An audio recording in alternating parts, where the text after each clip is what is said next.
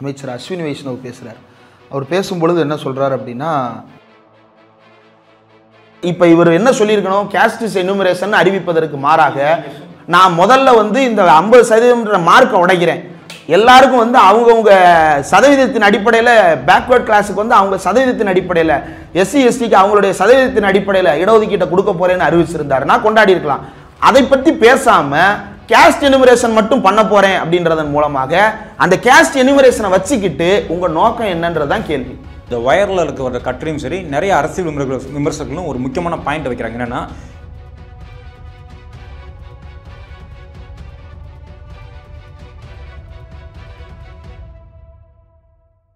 பாரதிய ஜனதா கட்சி இதை அமல்படுத்துமா, இப்படி உங்களுக்கு ஒரு நம்பிக்கை இருக்குதா? இப்படி ஒரு சென்சஸே எடுக்க போறது கிடையாது. திருமாவளவனும் இதைத்தான் சொல்லியிருக்காரு, 2031 தான் இனி எடுக்க முடியும், ஆனால் இப்போ அறிவிச்சிருக்காங்க. இதோட நோக்கம் என்ன? இது அவங்க செய்ய போறதே கிடையாது. மாறாக இது ஆழம் பார்க்கறதுக்காகவும் பகல்காம் விஷயத்தை திசை திருப்புறதற்காகவும் உருவாக்கப்பட்ட ஒரு வதந்தி போலத்தான் தெரிகிறது. அதனால தான் அடுத்த நேஷனல் சென்சஸ், அடுத்தனா எப்போ, வருஷம் சொல்லு, மாதம் சொல்லு, நாள் சொல்லு, ஏன் அதை சொல்ல மாட்டேங்கிறீங்க? அப்போ இந்தியாவில் இருக்கக்கூடிய பிற்படுத்தப்பட்ட பட்டியலின மக்கள் எல்லாம் என்ன முட்டாள்களா? அடுத்த சென்சஸ் நடக்கும்போது இது எப்போ நடக்கும்? இது சாதி ரீதியான கூர்மைப்படுத்தலுக்கு உதவாத வகையில் சமூகத்தில் இருக்கக்கூடிய ஜனநாயக இயக்கங்கள், சமூகத்தில் இருக்கக்கூடிய சாதிய குழுக்களிடம் சென்று இதை பற்றிய ஒரு உண்மையான விழிப்புணர்வை பேச வேண்டிய ஒரு தேவை இதில் இருக்கிறது. அதை பேசாவிட்டால் அந்த இடங்கள்ல பாஜக காரன் உள்ள உட்காந்து சாதி ரீதியா கொம்பு செய்கிற வேலையை தான் பார்ப்பான். நாம ஆண்ட பரம்பரை, நம்ம கவுண்டை மோடி எடுத்து சொல்ல போறாரு, அந்த கவுண்ட் வந்துருச்சு அப்படின்னா நாம தான், இனிமேல் நாம தான், அதுக்கப்புறம் என்ன பார்த்துக்கலாம் அப்படின்னு சொல்லிட்டு இவன் கொண்டு வர போற கேஸ்ட் சென்சஸ் அப்படின்றதுல ஒரு ஆண்ட சாதிக்காரர்களை வெறியூட்டுவதற்காகத்தான் இவன் கொண்டு வர போகிறானே தவிர பிற்படுத்தப்பட்ட மக்களுடைய பட்டியலிட மக்களுடைய நலனுக்காக இது எதையும் செய்ய போறது கிடையாது. சரி, பிற்படுத்தப்பட்டவரை விட்டுருவோம். பட்டியலின மக்களுடைய டேட்டா எல்லா சென்சஸ்லையும் எடுத்திருக்கிறோம். எஸ்சி எஸ்டியினுடைய டேட்டா எல்லா சென்சஸ்லையும் எடுத்திருக்கிறோம். அவங்க இடஒதுக்கீடு சதவீதத்தை நீ எவ்வளவு அதிகரிச்சிருக்கிற? ஏற்கனவே இருக்கிற எஸ்சிஎஸ்சி டேட்டா வச்சு நீ அவங்களுக்கு இன்க்ரீஸ் பண்ணி கொடுத்திருக்கியா? கொடுக்கல. அப்ப இந்தியா முழுக்க இருக்கக்கூடிய பிசிக்களை ஆண்ட சாதி வெறியர்களாக மாற்றி கலவரம் தூண்டுகின்ற வேலையைத்தான் இவர்கள் செய்ய போகிறார்களே தவிர அவர்களுக்கு உரிய பதவிகளை, உரிய அங்கீகாரத்தை, உரிய இடஒதுக்கீடு வழிமுறையை அவர்கள் அமைத்து தரப்போவது கிடையாது. இது பீகார் எலெக்ஷனுக்காக நடத்தப்படுகின்ற டிராமா. இந்தியாவில் முஸ்லீமை இந்த அரசு எப்படி நடத்துகிறது அப்படின்றத நாம உன்னிப்பாக கவனிக்க வேண்டும். ஏனென்றால் அவர்களை இவன் என்னவாக நடத்துகிறானோ அதுதான் இந்தியாவில் இருக்கக்கூடிய எல்லா இனக்குழுக்களுக்குமான எதிர்காலம். நாளைக்கு இந்த பாயினுடைய நிலைமை இது, உன்னோட நிலைமையும் நாளை கழிச்சு இதுதான் நடக்க போகுது அப்படின்றதனுடைய ஒரு நடமாடும் உதாரணமாக இவன் இதை பண்ணிட்டு இருக்கிறான். அரண்சை நண்பர்களுக்கு வணக்கம். அரண்சை ஊடகம் சுயேட்சையாக இயங்குவதற்காகவே உருவாக்கப்பட்டது. நாம் செய்கிற வேலை உண்மையிலேயே மக்களுக்காக செய்கிறோம் என்பதை நீங்கள் நம்பினால், வாய்ப்பு இருந்தால் இந்த ரேசர் பே கியூஆர் கோடுக்குள்ளே நீங்கள் அதை ஸ்கேன் பண்ணி எங்களுக்கு உங்களால் இயன்றதை விருப்பம் இருந்தால் ஆதரவு தெரிவிக்கலாம். வணக்கம், இது அரண்சை. நான் சதீஷ். இன்று நம்மோடு ஊடகவியாளர், பேரலை சேனலின் அரசியல் பிரிவு ஆசிரியர் தோழர் இந்திரகுமார் அவர். வணக்கம் தோழர். பெஹல்காம் அட்டாக் நடந்து மொத்த இந்தியாவும் அதன் மீதான ஒரு கவனத்தில் இருக்கிற நேரத்தில் திடீர்னு கவர்மெண்ட்லேருந்து ஒரு அறிவிப்பு வருது, சாதிவாரி கணக்கெடுப்பு நடத்தப்படும். இது தமிழக சட்டப்பேரவையில் முதல்வர் ஸ்டாலினால் திமுகவால் ஒரு தீர்மானம் நிறைவேற்றப்பட்ட சூழ்நிலையில் ராகுல் காந்தி என்னன்னாலும் நீங்கள் கிண்டல் பண்ணுங்கள், சாதிவாரி கணக்கெடுப்பு இங்கு நடக்கும், நடத்தி வைப்போம், அப்படிலாம் நாங்கள் செய்வோம் அப்படின்னு குறிப்பிட்டிருந்த நேரத்தில் இந்த சாதிவாரி கணக்கெடுப்புங்கிறது எதிர்க்கட்சிகளின் வெற்றி அப்படின்னு சொல்கிறாங்க. உண்மையிலே இந்த ஜாதிவாரி கணக்கெடுப்பின் நோக்கம் என்னவாக இருக்கும்? இது எதிர்க்கட்சிகளின் வெற்றியா? நேற்று கேபினட் தொடர்பான ஒரு மீட்டிங் நடந்தபோது அதில் அமைச்சர் அஸ்வினி வைஷ்ணவ் பேசுகிறார். அவர் பேசும்பொழுது என்ன சொல்கிறார் அப்படின்னா, அடுத்த தேசிய மக்கள் தொகை கணக்கெடுப்பில் கேஸ்ட் என்யூமரேஷன் அப்படின்ற வார்த்தையை பயன்படுத்துகிறார். அந்த கேஸ்ட் என்யூமரேஷன் அப்படின்றதும் அடுத்த நேஷனல் சென்சஸில் ஒரு பகுதியாக இருக்கும் அப்படின்னு குறிப்பிடுகிறார். இந்த கேஸ்ட் என்யூமரேஷன் அப்படின்றது என்ன அப்படின்றதுல கிளாரிட்டி இல்லை. எப்படி இவங்க ப்ரோரேட்டா அப்படின்னு சொல்லிட்டு ஒரு வார்த்தையை யூஸ் பண்ணாங்க. இதில் டீலிமிட்டேஷன் பற்றி பேசும்பொழுது ப்ரோரேட்டா பேசிஸில் தான் பண்ணுவோம், அதில் யாருக்கும் பாதகம் இருக்காது அப்படின்னு. ப்ரோரேட்டா அப்படின்றது சதவீத அடிப்படை அப்படின்றது தான் அர்த்தம். எந்த சதவீத அடிப்படையில்? மக்கள் தொகை வளர்ச்சி சதவீதத்தின் அடிப்படையிலையா, அல்லது அதை தடுத்து நிறுத்திய சதவீதத்தின் அடிப்படையிலையா, அல்லது வளர்ச்சி விகிதத்தின் அடிப்படையிலையா அது மாறும்.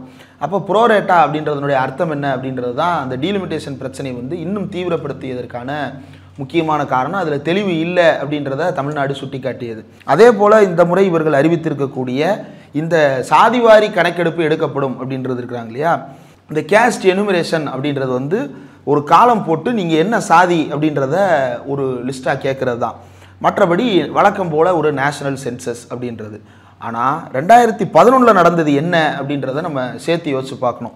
2011 நடந்தது சோஷியோ எக்கனாமிக் காஸ்ட் சென்சஸ், அதாவது சமூக பொருளாதார சாதிவாரி கணக்கெடுப்பு. இந்த சமூக பொருளாதார சாதிவாரி கணக்கெடுப்புனா என்ன அப்படின்றத வந்து பலருக்கும் வந்து இப்போ தெளிவுபடுத்த வேண்டிய தேவை இருக்கிறது. அந்த சர்வே உதாரணத்துக்கு சொல்கிறேன், 2011 ரேஷன் கார்டு வச்சிருந்த எல்லோருக்கும் அன்றைக்கு விவரம் தெரிஞ்ச வயசில் இந்த சென்சஸில் பதில் சொன்ன எல்லோருக்கும் ஒரு விஷயம் நல்லா தெரிஞ்சிருக்கும். ஒரு தடவைக்கு 2 தடவைலாம் கூட சில ஏரியாவில் போய் எடுத்தாங்க. ஏன்னா டேட்டா கரெக்டாக இருக்கணும் அப்படின்றதுக்காக. என்னுடைய அப்பா திருமங்கலத்தினுடைய சென்சஸ் எடுப்பதனுடைய ஒரு ஒருங்கிணைப்பாளராக இருந்து பணியாற்றி இருக்கிறார். அந்த வேலை வந்து எவ்வளவு தீவிரமான வேலை அப்படின்றத நான் கண்கூடாக நேரில் பார்த்துருக்கிறேன்.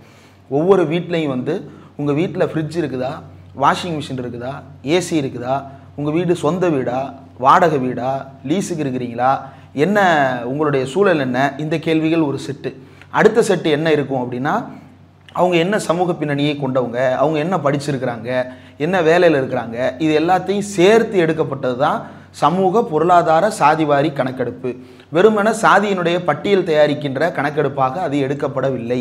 இது வந்து வெறும் சாதிவாரி கணக்கெடுப்புங்கிறது வெறும் அதாவது சென்சஸ் சொல்லலாமா, சர்வேன்னு சொல்லலாமா, இல்லை 1930 வந்து ஒரு கணக்கெடுப்பு நடந்தது, சாதிவாரி கணக்கெடுப்பு. அதுக்கப்புறம் இப்போ தான் நடக்குது. இது ஒரு வரலாற்று முக்கியத்துவம் வாய்ந்த ஒரு மூமெண்ட் அப்படின்னு சொல்கிறாங்க.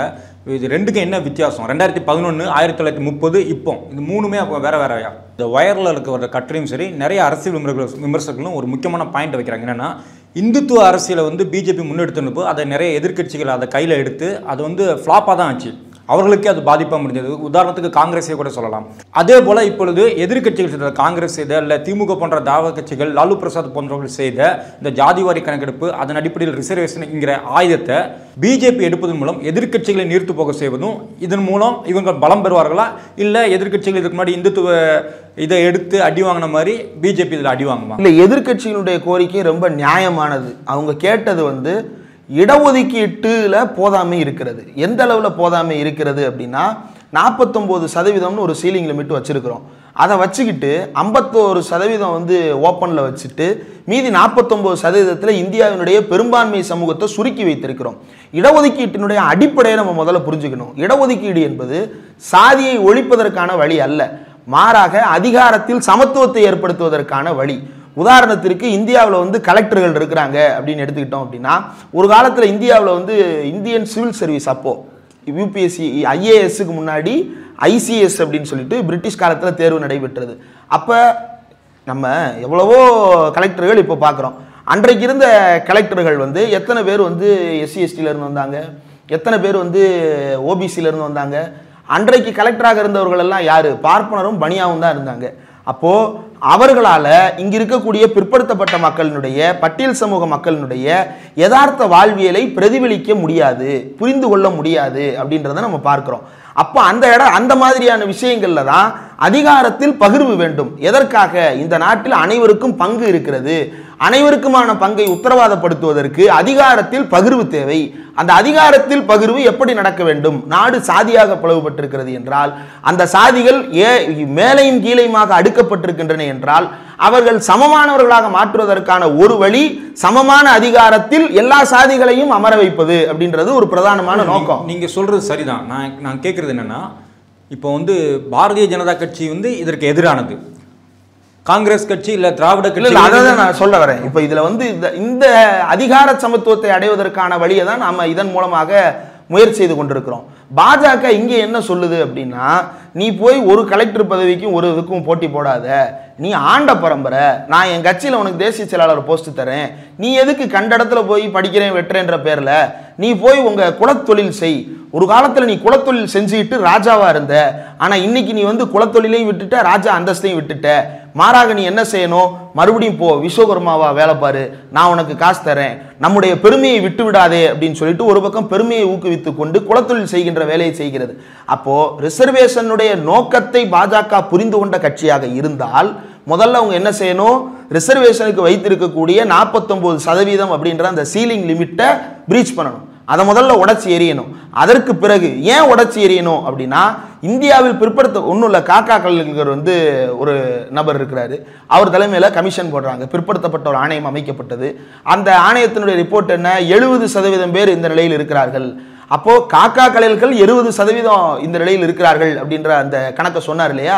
அதுக்கப்புறம் காக்கா கலைஞர்கள் என்ன நினைச்சாருன்னு தெரியல, அவரே போய் என்ன சொல்றாரு, மாத்தி நான் வந்து ஒரு சாதிய மனநிலை செஞ்சுட்டேன், அதனால இந்த ரிப்போர்ட்டை அமல்படுத்தாதீங்க அப்படின்னு சொல்லிட்டு ஒரு உருட்டை போடுறாரு. அப்போ 70% பேர் இருக்கிறாங்க அப்படின்ற அதை பேஸா வச்சுக்கிட்டோம் அப்படின்னா அதுக்கு 49% இடஒதுக்கீடு அப்படின்றது எப்படி போதுமானதாக இருக்கும்? நம்ம பேக்வர்ட் கிளாஸ்ன்ற அந்த அரேஞ்ச்மெண்ட்டை எடுத்து பாருங்க. அது பேக்வர்ட் கிளாஸ், அது வந்து வன்னியருக்கு இடஒதுக்கீடு, நாடாருக்கு இடஒதுக்கீடு, இவருக்கு தேவேந்திர வேளாளருக்கு இடஒதுக்கீடு இப்படின்ற அடிப்படையில் அது கொடுக்கப்படலை. சமமான பிற்படுத்தப்பட்ட நிலையில் இருக்கக்கூடியவர்களுக்கு இடஒதுக்கீடு. அதுல இன்னும் பின்தங்கியவரா இருக்கிறாங்களா, அவங்க மோஸ்ட் பேக்வர்ட் கிளாஸ்னு லிஸ்ட் அவுட் பண்ணியிருக்கிறோம். எஸ்சி எஸ்டி லிஸ்ட்ன்றது அது டோட்டலா வேற. அப்போ இப்படி ஒவ்வொன்றுக்கும் ஒரு அடிப்படை முகாந்திரத்தை நம்ம வச்சிருக்கிறோம். பாஜக இது எல்லாத்தையும் நீர்த்து போக வைக்குது. எதிர்க்கட்சிகள் வைக்கின்ற முழக்கத்தை மட்டுமல்ல, ரிசர்வேஷனுடைய அடிப்படையவே நீர்த்து போக வைப்பதுதான் பாஜகவினுடைய நோக்கம். அவங்க எந்த இடத்திலாவது இதுவரை வரலாற்றில் இடஒதுக்கீட்டுக்காக ஒரு போராட்டத்தை நடத்தி இருக்கிறார்களா? இல்லை. அவங்க நடத்தினது ஒண்ணுதான், இடபிள்யூஎஸ்க்காக ஒரு சட்டத்தை கொண்டு வந்து நீதிமன்றத்தில் வாதாடி அந்த சட்டத்தை வெற்றிகரமாக அமல்படுத்த வைத்தது மட்டும்தான் அவர்களுடைய ஒரே விஷயம். அதுல சாதிக்கும் அதுக்கும் என்ன தொடர்பு இருக்கிறது? பிற்படுத்தப்பட்ட தன்மைக்கும் அதற்கு என்ன தொடர்பு இருக்கிறது? எக்கனாமிக்கலி வீக்கரா இருக்கிறவங்களுக்காகத்தான ஸ்காலர்ஷிப்ன்ற ஒரு வடிவத்தை நம்ம உருவாக்கி வச்சிருக்கிறோம். அவங்களை இடஒதுக்கீட்டுக்குள்ள கொண்டு வரதன் மூலமாக இடஒதுக்கீட்டை நீர்த்து போக வைக்கின்ற வேலையை ஏற்கனவே செய்து கொண்டிருக்கிறது. அப்ப எதிர்க்கட்சிகள் சாதிவாரி கணக்கெடுப்பு தானே கேட்டாங்க, அதன் மூலமா சமூகம் பிளவுபடாதா அப்படின்ற கேள்வியும் சேர்ந்து பலருக்கு வரலாம். எதிர்க்கட்சிகள் சாதிவாரி கணக்கெடுப்பு கேட்டதற்கான காரணம் 2011 எடுக்கப்பட்டது போன்ற ஒரு சாதிவாரியான சமூக பொருளாதார கணக்கெடுப்பை எடுக்க வேண்டும், சமூக ரீதியாக பிற்படுத்தப்பட்ட தன்மையை அளவீடு செய்ய வேண்டும் என்கின்ற நோக்கத்தோடு அது உருவாக்கப்பட்டது. இன்னொன்று, இந்த 50% அப்படி 49% வச்சிருக்கிற அந்த சீலிங் லிமிட் இருக்கு இல்லையா, அந்த சீலிங் லிமிட்டை உடைக்கிறது அதனுடைய பிரதானமான நோக்கம். இப்ப இவர் என்ன சொல்லியிருக்கணும், கேஸ்ட் எனுமரேஷன் அறிவிப்பதற்கு மாறாக நான் முதல்ல வந்து இந்த 50% மார்க்கை உடைக்கிறேன், எல்லாருக்கும் வந்து அவங்கவுங்க சதவீதத்தின் அடிப்படையில் பேக்வர்ட் கிளாஸுக்கு வந்து அவங்க சதவீதத்தின் அடிப்படையில், எஸ்சி எஸ்டிக்கு அவங்களுடைய சதவீதத்தின் அடிப்படையில் இடஒதுக்கீட்டை கொடுக்க போறேன்னு அறிவிச்சிருந்தாருன்னா கொண்டாடி இருக்கலாம். அதை பற்றி பேசாம கேஸ்ட் எனுமரேஷன் மட்டும் பண்ண போறேன் அப்படின்றதன் மூலமாக அந்த கேஸ்ட் எனுமரேஷனை வச்சுக்கிட்டு உங்க நோக்கம் என்னன்றதான் கேள்வி. நீங்கள் சொன்ன மாதிரியே நேற்றுக்கு ராகுல் காந்தி வந்து அவருடைய பேட்டியில் வந்து அவர் இதுதான் குறிப்பிட்டார், 50% லிமிட் இருக்குல்ல, அது உடையணும், அதை உடைக்கணும், அதுக்கப்புறம் மறுபதிவு செய்வோம், யார் யார் எந்த நிலையில் இருக்கிறாங்கன்னு பார்த்துட்டு அதுக்கப்புறம் அதை மறுபதிவு செய்வோம் அப்படின்னு சொல்லியிருக்காரு. இதை வந்து இந்த பாரதிய ஜனதா கட்சி வந்து இதை அமல்படுத்துமா? இப்படி உங்களுக்கு ஒரு நம்பிக்கை இருக்குதா? இப்படி ஒரு சென்சஸே எடுக்க போகிறது கிடையாது. திருமாவளவனும் இதை தான் சொல்லியிருக்காரு, 2031 தான் இனி எடுக்க முடியும், ஆனால் இப்போ இதை அறிவிச்சிருக்காங்க. இப்போ இதோட நோக்கம் என்ன? இது அவங்க செய்ய போறதே கிடையாது. இது அவங்க செய்ய போறதே கிடையாது. செய்யணும்னு நினைச்சவன் என்ன செய்யணும் அப்படின்னா, இன்ன தேதியில் நாங்கள் கணக்கெடுப்பை தொடங்க போறோம், இதுதான் பட்டியல்ன்றதை வெளியிடணும். மாறாக இது ஆழம் பார்க்கறதுக்காகவும் பகல்காம் விஷயத்தை திசை திருப்புறதற்காகவும் உருவாக்கப்பட்ட ஒரு வதந்தி போலத்தான் தெரிகிறது. அதனால தான் அடுத்த நேஷனல் சென்சஸ், அடுத்தனா எப்போ, வருஷம் சொல்லு, மாதம் சொல்லு, நாள் சொல்லு, ஏன் அதை சொல்ல மாட்டேங்கிறீங்க? இப்போ பிரதமர் மோடி அமெரிக்கா போறாரு அப்படின்னா அடுத்த முறை அமெரிக்காவுக்கு போகும்போது நான் சொல்லுவேன், இன்ன தேதி இன்ன இடம் இன்ன நாளில் போகும்பொழுது அப்படின்னு தானே அறிவிப்பு வெளியிடுவீங்க. அப்போ இந்தியாவில் இருக்கக்கூடிய பிற்படுத்தப்பட்ட பட்டியலின மக்கள் எல்லாம் என்ன முட்டாள்களா? அடுத்த சென்சஸ் நடக்கும்போது இது எப்போ நடக்கும்? இப்போ நம்மள்கிட்டே வந்து இப்போ என்கிட்டே சில நேரம் பேட்டி கேட்பாங்க, இன்னொரு தடவை பார்க்கலாமே தோழர் அப்படின்னு நம்ம சொல்லுவோம் பேட்டி கேட்கும்போது. இன்னொரு தடவை அப்படின்னா அடுத்து வாய்ப்பு வரும் பொழுது, ரைட்டா? தனிநபர்களுக்குள்ள வாய்ப்பு வரும்போது பேசிக்கிறது வேற. ஒரு சமூகத்துக்கே வாய்ப்பு வரும்போது நான் உனக்கு நல்லது செய்கிறேன் அப்படின்னா நீ என்ன ஆண்டான்னு நான் என்ன அடிமையுமா? ஒரு டேட்டு சொல்லுங்க, ஒரு எல்லை நிர்ணயம் பண்ணுங்க. திரும்ப அதைத்தான் தெளிவாக கேட்கிறார் ராகுல் காந்தி, அதைத்தான் தெளிவாக கேட்கிறார். டீலிமிட்டேஷன்ல நம்ம எப்படி தெளிவுபடுத்த சொல்லி தொடர்ந்து போராட்டத்தை நடத்துகிறோமோ அதே போல இதுலையுமே தெளிவை கோரி நாம தொடர்ந்து போராட்டம் நடத்தணும்.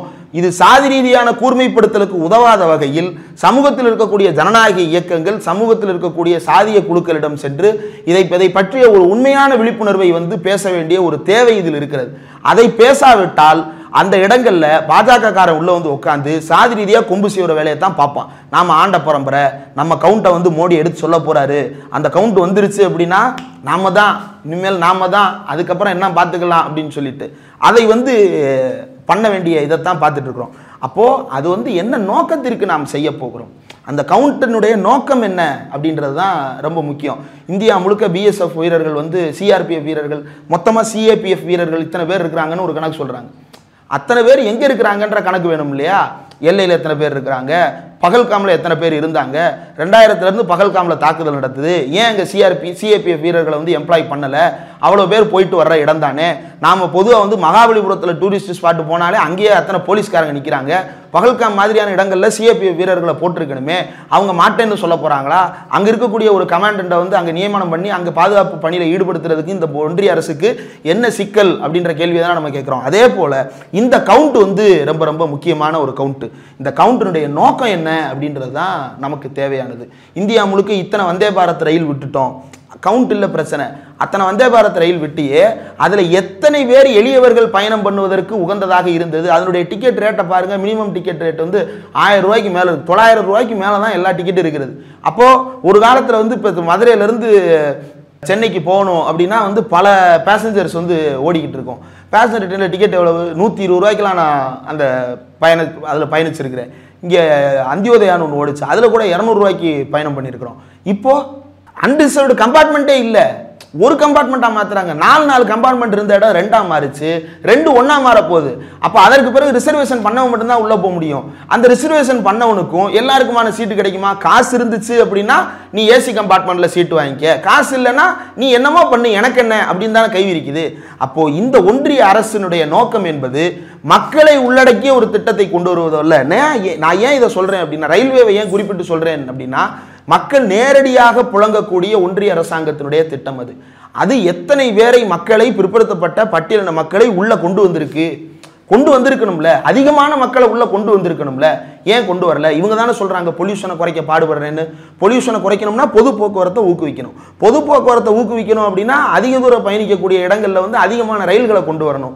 நீ என்ன ரயிலை கொண்டு வந்திருக்க? அதிகமான பேசஞ்சர் ரயிலை கொண்டு வந்திருக்கியா, இல்ல அதிகமான பணக்காரர்கள் போவதற்கான ரயிலை கொண்டு வந்திருக்கியா அப்படின்னா அப்பர் மிடில் கிளாஸ் போறதுக்கான ரயில்கள் தான் கொண்டு வரப்பட்டிருக்கிறது. அதே போலத்தான் இவன் கொண்டு வர போற இந்த ரிசர்வேஷன் அப்படின்றதுல, இவன் கொண்டு வர போற கேஸ்ட் சென்சஸ் அப்படின்றதுல வந்து ஒரு ஆண்ட சாதிக்காரர்களை வெறியூட்டுவதற்காகத்தான் இவன் கொண்டு வர போகிறானே தவிர பிற்படுத்தப்பட்ட மக்களுடைய, பட்டியலிட மக்களுடைய நலனுக்காக இது எதையும் செய்ய போறது கிடையாது. சரி, பிற்படுத்தப்பட்டவரை விட்டுருவோம். பட்டியலிட மக்களுடைய டேட்டா எல்லா சென்சஸ்லையும் எடுத்திருக்கிறோம். எஸ்சி எஸ்டியினுடைய டேட்டா எல்லா சென்சஸ்லையும் எடுத்திருக்கிறோம். அவங்க இடஒதுக்கீடு சதவீதத்தை நீ எவ்வளவு அதிகரிச்சிருக்கிற? அப்ப நீ கவுண்ட் எடுத்துட்டு அதிகரிக்க போறன்றதுல என்ன நிச்சயம், என்ன உத்தரவாதம்? அந்த உத்தரவாதத்தை தான் எதிர்க்கட்சிகள் கேட்கின்றன. எதிர்க்கட்சிகள் கேட்கின்ற சாதிவாரி கணக்கெடுப்பு என்பது இடஒதுக்கீட்டின் அடிப்படை வரம்புகளை மாற்றி அமைப்பது, நவீன சமூகத்துக்கு தேவையான வகையில் மாற்றி அமைக்கின்ற வகையில் ஒரு சாதிவாரி கணக்கெடுப்பை எடுப்பதுன்றதுதான் எதிர்க்கட்சியினுடைய கோரிக்கை. அப்ப நீ என்ன செய்ய போற? ஏற்கனவே இருக்கிற எஸ்சிஎஸ்சி டேட்டா வச்சு நீ அவங்களுக்கு இன்க்ரீஸ் பண்ணி கொடுத்திருக்கியா? கொடுக்கல.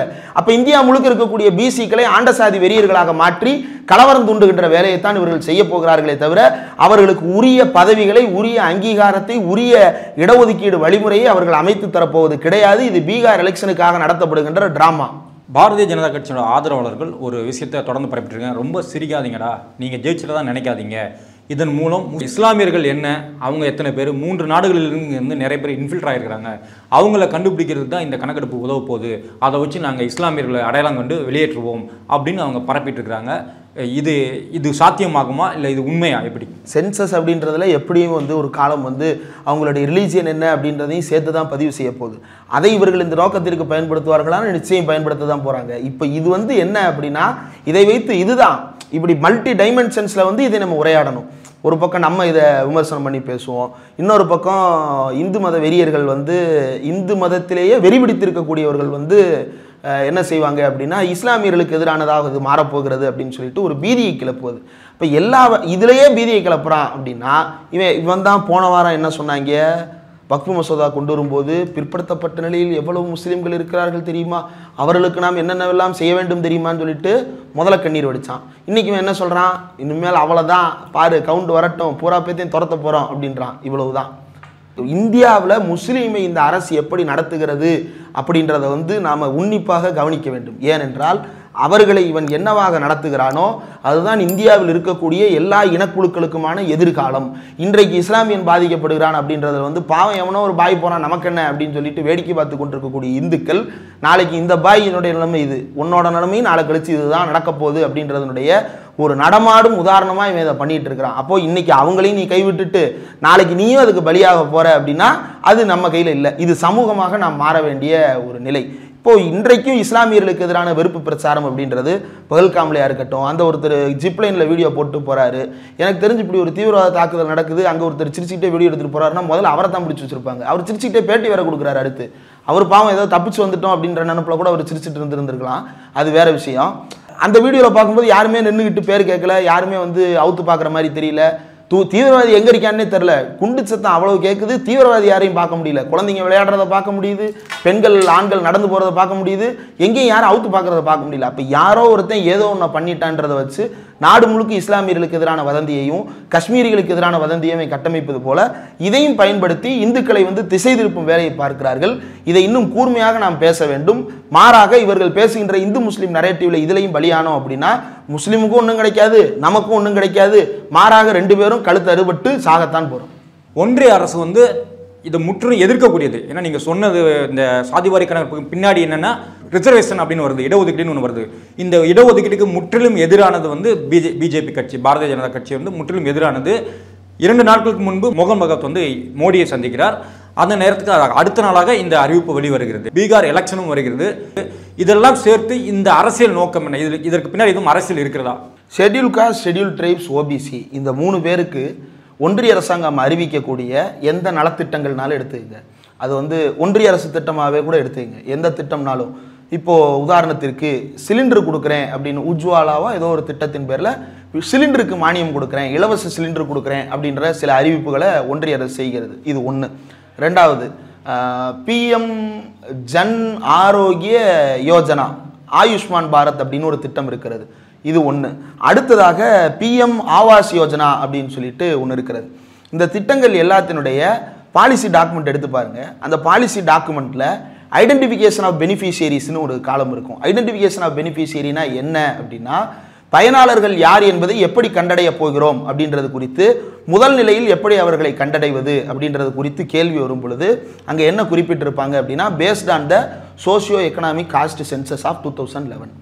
இதே கேள்வியை நாடாளுமன்றத்தில் 2016, 18, 19 பல முறை கேட்கப்பட்ட போது 2011 எடுத்த சமூக பொருளாதார சாதிவாரி கணக்கெடுப்பை நீங்கள் பயன்படுத்துறீங்களான்னு கேட்டபோது, ஆமாம், ஒன்றிய அரசாங்கத்தினுடைய எல்லா நலத்திட்ட உதவிகளையும் நாங்கள் வழங்கும் பொழுது முதல் நிலையாக இந்த சமூக பொருளாதார சாதிவாரி கணக்கெடுப்பு பட்டியலில் இருக்கக்கூடிய பிற்படுத்தப்பட்டோர், மிகவும் பிற்படுத்தப்பட்டோர், பட்டியல் சமூகத்தவர், பழங்குடியினத்தவர்களை முதன்மையாக வைத்துத்தான் நாங்கள் எல்லாவற்றையும் தீர்மானம் செய்கிறோம்னு அவங்களே கொடுத்துருக்குறாங்க.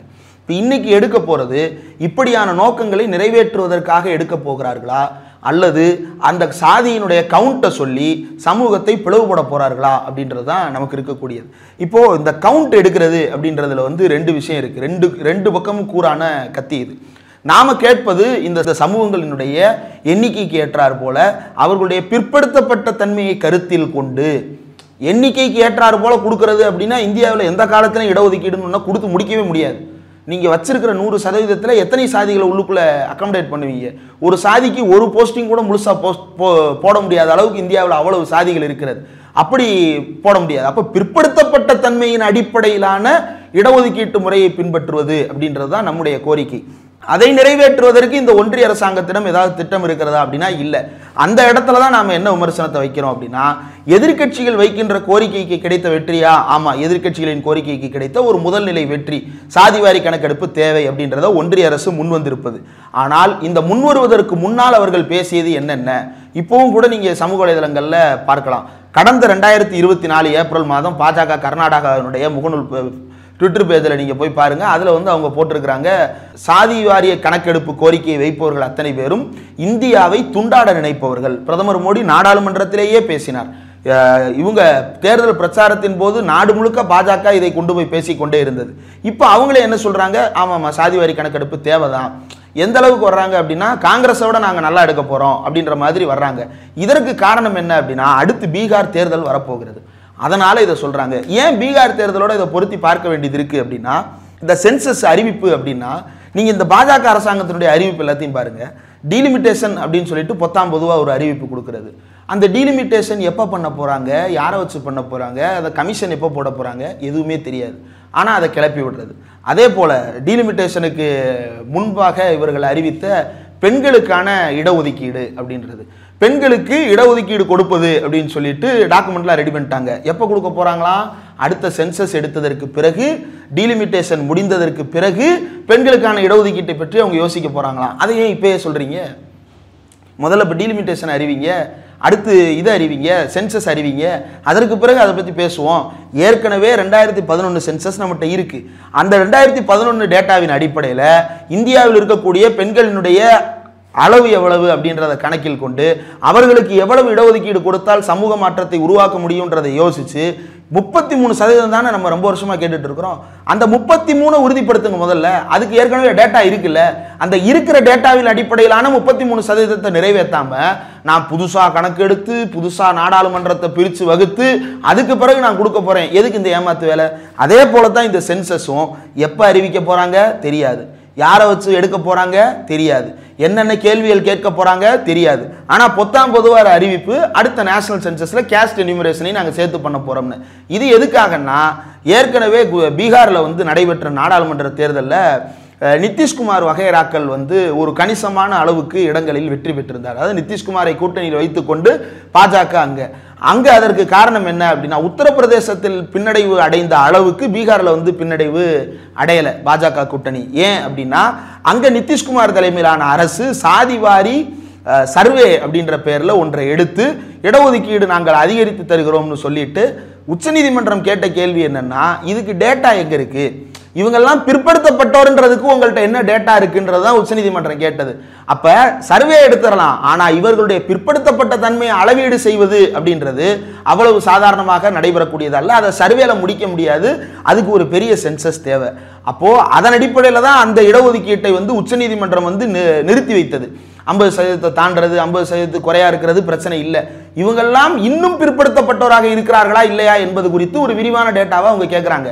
அதை எடுப்பதற்கு இந்த ஒன்றிய அரசு என்ன முயற்சி செய்திருக்கிறது அப்படின்னா, இப்போ வரைக்கும் எந்த முயற்சியும் செய்யலை. அப்போ அந்த மக்களை ஏமாற்றுவதற்காக இப்போ அங்கே போய் என்ன பிரச்சாரம் பண்ணுவாங்க அப்படின்னா, யாதவர்களே நீங்கள் லல்லு பிரசாத்தை நம்பாதீர்கள், அவரை நம்பினால் உங்களுக்கு ஒன்றும் கிடைக்காது, நீங்கள் எவ்வளவு கவுண்ட் இந்தியா முழுக்க இருக்கிறீங்கன்னு நான் எண்ணி பார்த்து சொல்கிறேன், அதுக்கேற்றார் போல உங்களுக்கு பல விஷயங்களை கொண்டு சேர்ப்பேன் அப்படின்னு சொல்லிட்டு அந்த ஊருக்குள்ளே போய் உங்கள் சாதியின் பெருமையை ஊக்குவிப்பது வகையில் பேசி பேசி அந்த சாதிகளை கூர்தீட்டுவதற்கு இதை பயன்படுத்த பார்க்கிறார்கள். நான் முதல்ல சொன்ன ஒரு விஷயம், இது இரண்டு பக்கமும் கூறுள்ள கத்தி அப்படின்னு. ஒரு பக்கம் பிற்படுத்தப்பட்ட தன்மையை அளவிடுவதற்காக நாம் இந்த எண்ணிக்கையை எடுத்தாலும் கூட அந்த எண்ணிக்கையின் அடிப்படையில் சமூகத்தில் பல சிக்கல்கள் உருவாகுமா என்றால் நிச்சயமாக அதோடு சேர்த்து தான் இதுவும் வருகிறது. ரெண்டுமே சேர்ந்து பின்னி பிணைந்தது தான். இப்போ இதன் அடிப்படையில் வரப்போ இந்த எண்ணிக்கை வச்சு நிறைய சாதி சங்கங்கள், சாதி சார்ந்த கட்சிகள் இப்படிலாம் இவங்க இந்த கணக்கெடுப்பின் மூலம் தங்களுடைய பலத்தை எண்ணிக்கையை காட்டுவதன் மூலம் இந்த அரசை நிர்பந்திக்க முடியும், இல்லை நம்ம என்னன்னாலும் செய்யலாம் அப்படிங்கிற ஒரு ஆபத்தான ஒரு போக்கு நிகழ்வுக்கு வாய்ப்பு இருக்குதா? ஆமாம், இப்போ ராமதாஸ் என்ன கேட்கிறாரு, வன்னியர்களுடைய பிற்படுத்தப்பட்ட தன்மையினுடைய அளவீட்டாக அவர் இடஒதுக்கீடு கேட்கிறாரா, எண்ணிக்கைக்காக அளவீடு கேட்கிறாரா? அவர் பேசின எழுதின எல்லா பதிவுகளையும் எடுத்து பாருங்க.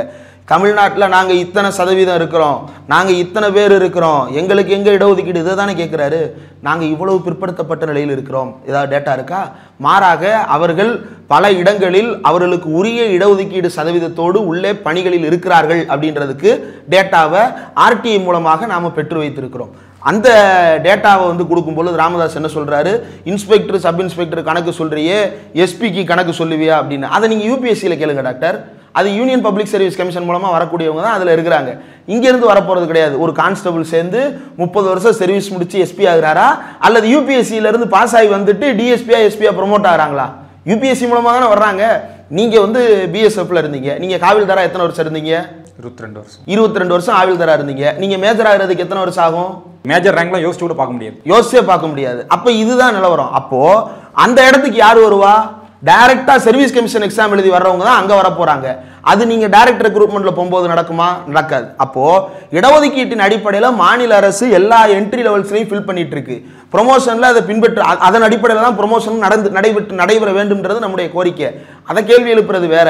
மாறாக எஸ்பியில் எத்தனை பேர் இருக்கிறாங்க, கலெக்டரில் எத்தனை பேர் இருக்கிறாங்க, அதை நீ யூபிஎஸ்சியில் கேளுங்க டாக்டர். யூபிஎஸ்சியில் கேட்கறத போய் மாநில அரசாங்கத்தை கேட்டு மக்களை திசை திருப்பாதீங்க. இதுதான் நம்ம சொல்றது. அப்போ எண்ணிக்கையின் அடிப்படையில் இங்கு இருக்கக்கூடிய சாதிகளை தாண்டவமாட விடுவதுதான் பாஜகவினுடைய நோக்கம், பாஜக கூட்டணியில் இருக்கக்கூடிய அத்தனை பேரினுடைய நோக்கம். ஆனால் எதிரணியில் இருப்பவர்கள் உண்மையிலேயே நாட்டை துண்டாட நினைப்பது, காஸ்ட் சென்சஸ் நாட்டை துண்டாடுமா என்றால் பாஜக நோக்கத்தோடு எடுக்கப்படுகின்ற காஸ்ட் சென்சஸ் நாட்டை துண்டாடும். ஏன்னா அவங்க பிற்படுத்தப்பட்ட தன்மையை அளவிட மாட்டார்கள். ஊருக்கு போய் பாஜகவும் ஆர்எஸ்எஸும் சங் பரிவார கும்பலும் என்ன சொல்றாங்க, நாமெல்லாம் பிற்படுத்தப்பட்டவரா, நாமெல்லாம் பட்டியல் சாதியா, நாம தாழ்த்தப்பட்டவர்களா, நாமளா தலித்து, நாம தான் ஒரு காலத்துல பெருங்குடியாக வாழ்ந்து கொண்டிருந்தோம், நாம தான் ஒரு காலத்துல ஆதிக்கம் செய்து கொண்டிருந்தோம், அதை மீட்டெடுப்போம், ஆண்ட பரம்பரை நாம அப்படின்னு பெருமையை பேசிட்டு இருக்கிறாங்களா இல்லையா? ஆண்ட பரம்பரை பெருமைக்கு வலு சேர்க்கின்ற வகையில ஒரு சென்சஸ் இவங்க எடுத்து விட போறாங்க அப்படின்றது தான் இப்போது இருக்கக்கூடிய முக்கியமான பேசுபொருளா நம்ம பேச வேண்டிய விஷயம். 1930 எடுக்கப்பட்ட அந்த கணக்கெடுப்பு எடுத்து போய் பார்த்தீங்க அப்படின்னா அதில் இருக்கக்கூடிய பல சாதிகளை நீங்கள் இன்னைக்கு கண்டுபிடிக்கவே முடியாது. இன்னைக்கு இருக்கிற பல சாதிகளை நீங்கள் அதில் பார்க்கவே முடியாது. அந்த அளவுக்கு சமூகம் மாறி இருக்கிறது.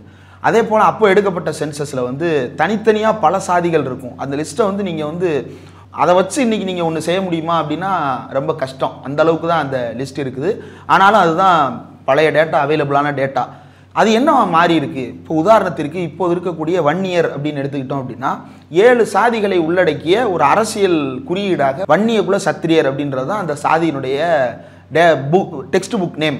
அந்த வன்னிய குல சத்திரியர் அப்படின்றதுக்கு கீழே வந்து பள்ளி, படையாட்சி அப்படின்னு சொல்லிட்டு 7 சமூகங்கள் இணைந்திருக்கின்றன.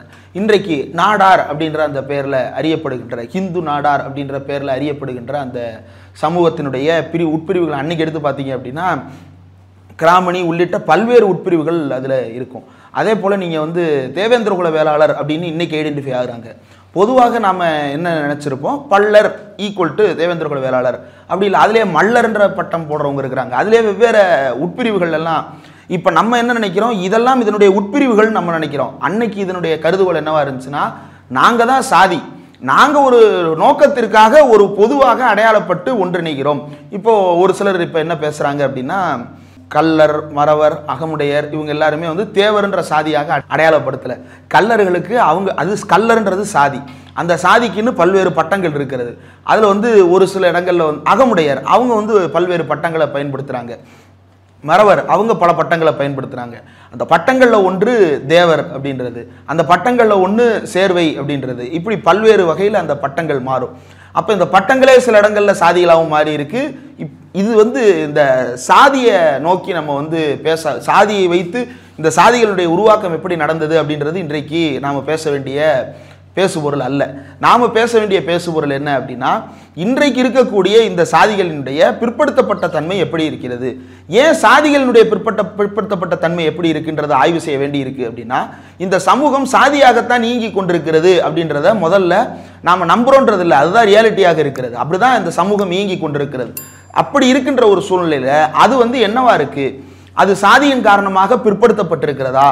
இப்போ உதாரணத்திற்கு இப்போ ஐயர் அப்படின்னு ஒரு குரூப் இருக்கிறாங்க, இவங்க சாதியின் காரணமாக பிற்படுத்தப்பட்டிருக்கிறார்களா இல்லையா அப்படின்றத ஆய்வு செய்ய வேண்டிய அவசியம் இருக்கான்னா ஆய்வு செய்து பார்க்கட்டும். அவங்க பார்த்து இடபிள்யூஎஸ் மாதிரியான விஷயங்கள்லாம் செஞ்சுட்டு இருக்கிறாங்க. ஐயங்கார் இருக்கிறாங்க, அவங்க சாதி ரீதியாக பிற்படுத்தப்பட்டிருக்கிறாங்களா? இப்போ இதெல்லாம் தேவையில்லாத உருட்டுக்கள். உண்மையிலேயே பிற்படுத்தப்பட்ட சாதிகள் அப்படின்னு சொல்லிட்டு இந்தியாவில் இருக்கக்கூடிய பல்வேறு சாதிகளில் ஏற்கனவே இருக்கக்கூடிய இடஒதுக்கீட்டின் பலன்களை அனுபவித்துக் கொண்டிருக்கக்கூடிய சாதிகளில் இன்னும் எவ்வளவு பேர் ரொம்ப பின்தங்கிய நிலையில் இருக்கிறாங்க, அதில் எந்தெந்த சாதிகள் கொஞ்சம் முன்னேற்றம் அடைந்திருக்கிறார்கள், அவர்களுக்கு இன்னும் என்ன தேவையா இருக்கு. மண்டல் கமிஷன் பரிந்துரை காலத்தில் நீங்கள் எடுத்து பார்த்தீங்க அப்படின்னா அன்னைக்கு பிற்படுத்தப்பட்ட தன்மையை அளவீடு செய்வது அப்படின்றது வந்து வேறையா இருந்தது. இன்னைக்கு பிற்படுத்தப்பட்ட தன்மையை அளவீடு செய்வதற்கான வாய்ப்புகள் என்பது வேறையா இருக்குது. அதனால தான் காங்கிரஸ் அரசாங்கம் அன்றைக்கு என்ன செய்து சோசியோ எக்கனாமிக் காஸ்ட் சென்சஸாக அறிவித்தது. ஹவுஸ் ஹோல்டு நீங்கள் இப்போவும் கூட SECC 2011 வெப்சைட் இருக்குது, அந்த வெப்சைட்டில் போய் பார்த்தீங்க அப்படின்னா ஹவுஸ் ஹோல்டு டேட்டா அப்படின்னு இருக்கும். அவங்களுடைய வீட்டுக்குள்ளே என்னென்னலாம் இருக்குன்ற வரைக்கும் அளவீடு செய்தாங்க. ஏன் அளவீடு செய்தாங்க அப்படின்னா அவங்களுக்கு என்ன தேவைப்படுது, நவீன சமூகமாக மாறும் பொழுது அவங்களுக்கு என்னென்னலாம் வந்து சேர்ந்துருக்கு, என்ன வந்து சேரலை, அதற்கு காரணம் என்ன, அதற்கு சாதி ஒரு தடையாக இருக்கிறதான்றதெல்லாம் எல்லா ஆய்வுகளையும் செய்வதற்கு தேவையான பிரிலிமினரி டேட்டா அதிலிருந்து நமக்கு கிடைச்சிருக்கு. அதை அடுத்தடுத்த கட்டங்களுக்கு ஆய்வுக்கு எடுத்துக்கொண்டு இதை வைத்து ஆய்வு செய்து சமூகத்திற்கு அந்த பலனை பிரித்தளிக்க வேண்டியதனுடைய பொறுப்பும் கடமையும் ஒன்றிய அரசாங்கத்திற்கு இருக்கிறது. அதை இந்த ஒன்றிய அரசு தொடர்ந்து செய்ய மறுத்து கொண்டே இருக்கிறது. இப்போ வந்திருக்கக்கூடிய இந்த கேஸ்ட் என்யூமரேஷன் அப்படின்றது நீங்க என்ன சாதிக்காரர்ன்றதை எழுதி கொள்ள போகிறதே தவிர வேறு என்ன செய்ய போகிறது அப்படின்றது தெரியல. இதுக்கு முன்னாடி இந்தியாவில் எடுக்கப்பட்ட எல்லா கணக்கெடுப்புகள்லையும் வந்து சாதி ஒரு குறிப்பாகவே இல்லைன்னு அஸ்வினி விஷ்ணு சொன்னார் இல்லையா, அது உண்மைதான். சாதியை வந்து ஒரு பொருளாகவே அவங்க கருதலை. மாறாக எது மட்டும் இருக்கும் அப்படின்னா எஸ்சி எஸ்டி பாப்புலேஷன் மட்டும் லிஸ்ட் அவுட் பண்ணுவாங்க. ஏன்னா அவங்களுக்கான சமூக தேவைகள், ரொம்ப பிரத்யேகமான தேவைகள், அரசியலமைப்பு தேவைகள் இருக்குது அப்படின்றதுனால அதை மட்டும் பிரத்யேகமாக லிஸ்ட் பண்ணுவாங்க. மற்ற பிற்படுத்தப்பட்ட சாதிகளுக்கு வந்து அந்த லிஸ்டிங் வந்து இருக்காது. அப்போது இந்த இடத்துல தான் நம்ம என்ன கேள்வி எழுப்புறோம் அப்படின்னா சாதிவாரி கணக்கெடுப்பு. ஏன் சாதிவாரி கணக்கெடுப்புன்ற கேள்வியை எழுப்புறோம்னா, இந்த சாதிவாரி கணக்கெடுப்பு என்று நாம் சொல்லுவது என் ஜாதியோடைய கவுண்ட் எனக்கு சொல்லு அப்படின்றதுக்காக இல்லை. என் ஜாதி கவுண்ட் என்னன்னு எனக்கு தெரிஞ்சுக்கிறதுக்காக நாங்கள் இதை கேட்கல. இதை கேட்பதற்கு காரணம் இந்த சமூகத்தினுடைய பிற்படுத்தப்பட்ட தன்மையினுடைய அளவுக்கு ஏற்ப இடஒதுக்கீட்டை அதிகரித்து கொடுப்பது அல்லது அவர்களுக்கு தேவையான பிற வழிமுறைகளை, இடஒதுக்கீடு மட்டும்தான் சமூக சமத்துவத்தை அடைவதற்கான ஒரு வழியா, இடஒதுக்கீடும் ஒரு வழி. இது போல இன்னும் பல்வேறு வழிமுறைகள் இருக்கிறது. இப்போ உதாரணத்திற்கு தமிழ்நாடு அரசு எடுத்துக்கிட்டோம் அப்படின்னா இடஒதுக்கீடு மட்டுமே வந்து சமூக சமத்துவத்தை ஏற்படுத்துவதற்கான வழிமுறையா நாம பின்பற்றல. இடஒதுக்கீடு ஒரு பிரதான வழி. அதை தாண்டி இன்னும் என்னென்னலாம் செய்கிறோம், ஒரு அரசு திட்டம் அறிவிக்கிறோம் அப்படின்னா அதில் விளிம்பு நிலையில் இருக்கக்கூடிய பிற்படுத்தப்பட்ட பட்டியல் சமூக பழங்குடியின மக்களுக்கான திட்டங்களை, சிறப்பு திட்டங்களை நிறைவேற்றும் வகையில் பல்வேறு துணை திட்டங்களை அறிவிக்கிறோம் இல்லையா. இது எல்லாத்தையும் சேர்த்து தான் திட்டங்களின் மூலமாக அது போய் சேரணும். ஸ்காலர்ஷிப்பின் மூலமாக பொருளாதார ரீதியாக அவங்க பின்தங்கி இருக்கிறாங்களா, அதை இடஒதுக்கீட்டையும் தொடர்படுத்தக்கூடாது. அதற்கு தேவையான ஸ்காலர்ஷிப்பை ரிவைவ் பண்ணி கொடுக்கறது அப்படின்றது. இப்போ அவங்களுக்கு வந்து வீடு அல்லது குடியிருப்புகளில் சிக்கல் இருக்குதா, அவங்களுக்கு அஃபோர்டபுளான ஹவுசிங் கொடுப்பதற்காக தமிழ்நாடு அரசு இன்றைக்கு வந்து நகர்ப்புற வாழ்விட மேம்பாட்டு வாரியமாக, அன்றைக்கு குடிசை மாற்று வாரியமாக இருந்தது. இன்னும் அனைவரும் சமமாக வாழ்வதற்கான ஒரு சூழல் வேணுமா, அதற்கு சமத்துவபுரம் மாதிரியான திட்டங்கள். அப்போ நம்ம கையில் இருக்கக்கூடிய பிற்படுத்தப்பட்டோருடைய ஒரு தகவலை வைத்துக்கொண்டு, பட்டியல் சமூகத்தவருடைய தகவலை வைத்துக்கொண்டு நாம என்ன செய்ய போறோம் அப்படின்றது தான் பிரதானமான பேசுபொருளாக இருக்கணும். இவங்க என்ன செய்ய போறாங்க அப்படின்றது குறித்து எந்த இதுவுமே இல்லை. இன்னைக்கு அஸ்வினி விஷ்ணு என்ன சொல்றாரு அப்படின்னா, இதுவரைக்கும் இந்தியாவில் யாருமே கேஸ்ட் சென்சஸை எடுக்கல, 2011 எடுத்தது வெறும் சர்வே அப்படின்றாரு. சர்வேனா என்ன?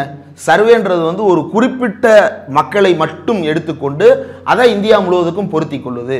இப்போ உதாரணத்திற்கு இப்போ நீங்கள் பிஎஸ்எஃப்ல இருந்தீங்க, பிஎஸ்எஃப் வீரர்களினுடைய சிக்கல் என்ன அப்படின்னு இந்தியா முழுக்க இருக்கக்கூடிய பிஎஸ்எஃப் வீரர்களை கேட்பதுன்றது அவ்வளவு எளிமையான காரியம் அல்ல.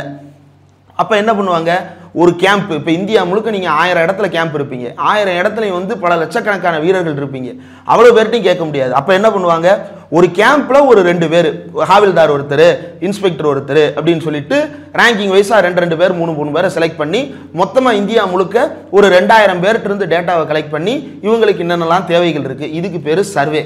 சென்சஸ் அப்படின்றது என்ன அப்படின்னா, இதில் இருக்கக்கூடிய எல்லார்ட்டையும் டோர் டு டோர் போய் அவங்களுடைய தேவைகளை வந்து லிஸ்ட் பண்ணுறது அப்படின்றது தான் சென்சஸ். இந்த ரெண்டுக்கு வித்தியாசம் இருக்குது. அவர் ஒரு விஷயத்தை தெளிவாக சொல்கிறாரு. என்ன சொல்கிறாரு, மாநில அரசுகளால் சர்வே தான் எடுக்க முடியும், அந்த சர்வே முழுமையானதாக இருக்காதுன்றத இதை ஒன்றிய அரசு இன்னைக்கு வந்து சொல்லுது. இவங்களெல்லாம் மேடையில் வச்சுக்கிட்டே ராமதாஸ் வந்து மாநில அரசாங்கத்தை நோக்கி கேள்வி கணைகளை வீசின போது இந்த ஆட்கள் குறுக்க பூந்து இதை சொல்லலை. இன்னைக்கு வேற ஏதோ அரசியல் நோக்கங்களுக்காக இதை சொல்றாங்க. மாநில அரசுகளை ஸ்ட்ரைக் அவுட் பண்ணிட்டு எங்கள்கிட்ட தான் அத்தாரிட்டி இருக்கு, நாங்க தான் முழுமையாக எடுக்க போறோன்ற ஒரு நம்பிக்கையை விதைப்பதற்காக இன்னைக்கு அதை சொல்றாங்க. மாநில அரசு முழுமையாக எடுக்க முடியாது, அப்ப நீங்க தான் எடுக்கணும். 2011 எடுத்தது சர்வேவா இல்ல, 2011 எடுத்தது கேஸ்ட் பேஸ்டு சென்சஸ் எடுக்கப்பட்டிருக்கிறது. எல்லா வீடுகளிலும் இருக்கக்கூடிய எல்லா நபர்களினுடைய பட்டியல் வந்து தயாரிக்கப்பட்டிருக்கிறது. அப்போ அதை சர்வேன்னு இவர் சொல்றாருன்னா அதை தாண்டி இவர் என்ன செய்ய போறாரு அப்படின்னா, அப்போ ஒருவேளை போய் வீடு வீடா போய் சாதி சான்றிதழை வாங்கி சரிபார்க்க போறாங்களா, அப்ப சான்றிதழ் சரிபார்ப்பு முகாம் நடத்த போறாங்களா, இதை பத்தி எதுவுமே அவர் சொல்லலை. இதை எப்போ எடுக்க போறாங்க அதையும் அவர் சொல்லலை. இன்று நம்மோடு கலந்து கொண்டு பல முக்கியமான விஷயங்களை பகிர்ந்து கொண்டதற்கு நன்றி தொடர். மீண்டும் ஒரு நிகழ்ச்சியில் சந்திப்போம் நண்பர்களே.